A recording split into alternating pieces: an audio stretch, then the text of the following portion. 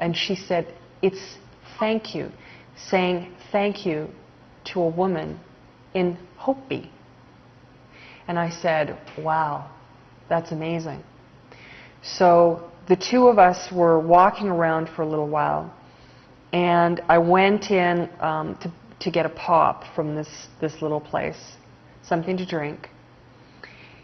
And when I was in this area, I all of a sudden heard in my head, what are you doing here?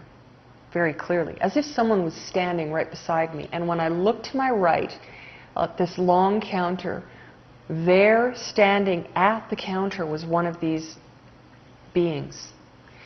Blonde hair, blue eyes. They were probably about, I don't know, 6'4", built as if they were, you know, been working out for their entire lives, just really, really strong looking. And he stared at me and said, what are you doing here? And I again said, well, I'm coming home. What are you doing here? You know, why are you asking me, type of thing. And there was no conversation with him, but I knew who he was completely.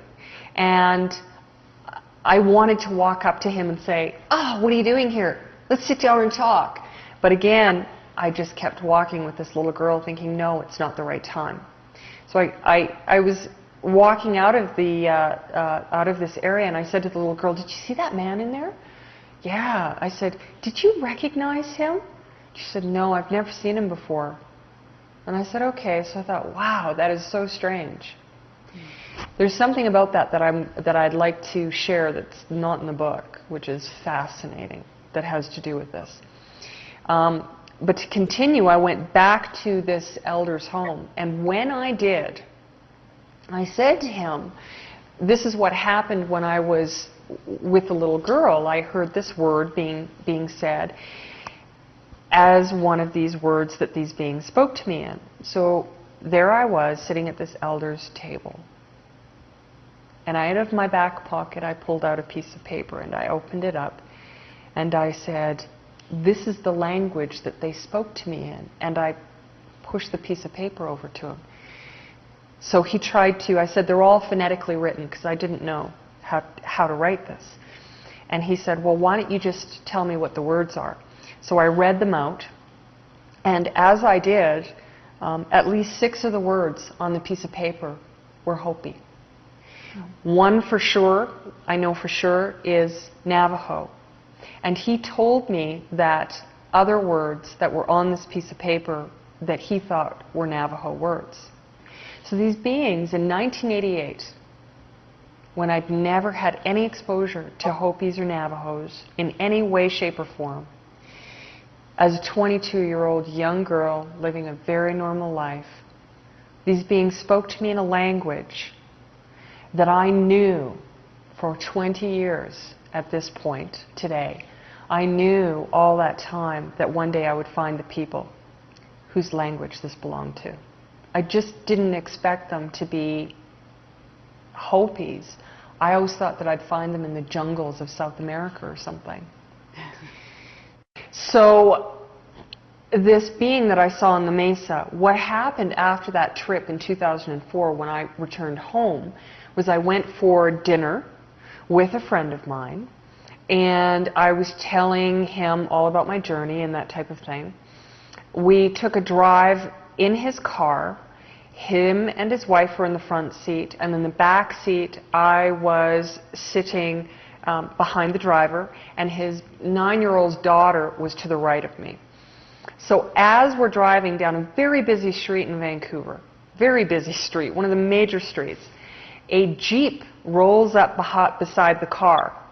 And as it does, I looked, and there, sitting in the car, was this blonde being, blonde-haired, blue-eyed being, that was sitting and completely head-cocked to the one side and looking at me directly without looking at the road at all. Didn't look at the road at all. Just sat there and with his head just stared at me. And I thought, no way. That's all I could think. But here's the great thing. The little girl said, oh my God, look at that man. He looks so weird. he doesn't even look human. And so everyone in the car just sat back and thought, was quickly trying to, get a glimpse of this man. And so then again, there I was having confirmation by another individual of all of these things. And during a 2-week period after I returned from that trip, I had 3 encounters like that. One in a store, one on the public transit bus, and then the one on in the car with my friends. Very strange. Very, very strange.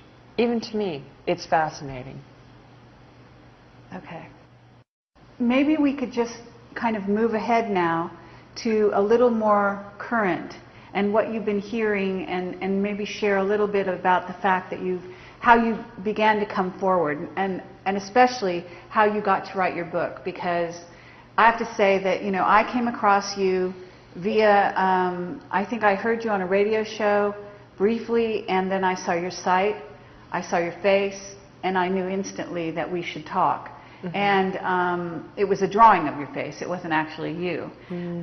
But I just had a connection, and I just knew. But the book, then I got the book, and that just confirmed what I thought. So can you tell me about the writing of the book?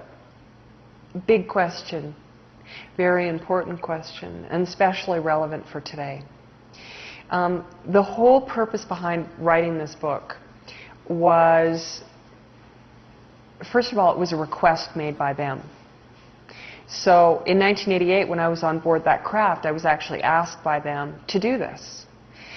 They asked me to come forward and share this story, to tell people who they were and where they were from, so that if and when the time came, that if they had to make their presence known on a global scale, that we would not be afraid.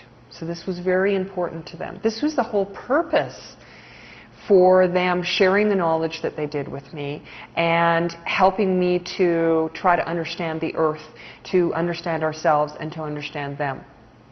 The reason that it was written at this time was, I have to give you a bit of a timeline. In 1988, I had what I call my awakening encounter. And that is the point where everything sort of stems from. I always revert back to 1988 when I'm describing to people what has happened. So I'm told in 1988 all of these things and asked to share them. So I started doing some of these things that they'd asked of me. And then all of a sudden they said, no, no, no, stop, stop, stop, stop. Quiet, quiet, quiet. No more talking. And I knew that eventually one day I would be told when the right time was to come forward and start sharing this. So the very beginning of 2003, I was sort of woke up one morning and said, okay, it's time to go to the Four Corners area. Whatever that meant, I was not sure. But it was time for me to, what I would say, for lack of a better term, to start my work. So that happened in 2003. And after that, of course, encounter with the Hopi elder, and as well as a number of other things that happened prior to that in the Four Corners area that were related to 1988, I said, okay, I must start writing. So the process began. Then in 2007, near the beginning of the year, I had quite a few messages given to me in many different forms. They came to me in dreams, they came to me, in my head saying, you need to finish the book, you need to finish the book, you need to finish the book. And they told me that it was very important that I have it done by November. And I really didn't know why. But they said November 2007, I had to have the book done by, because there was a timeline of what was going to be taking place on the planet. So I pushed and pushed and pushed myself in many ways to be able to have this task completed, which just under the wire I had done. So the book was done, I finished writing it, and then I was told to begin sharing the story with whomever would listen. Now, I was told in 1988 that I was to find the others like myself, and that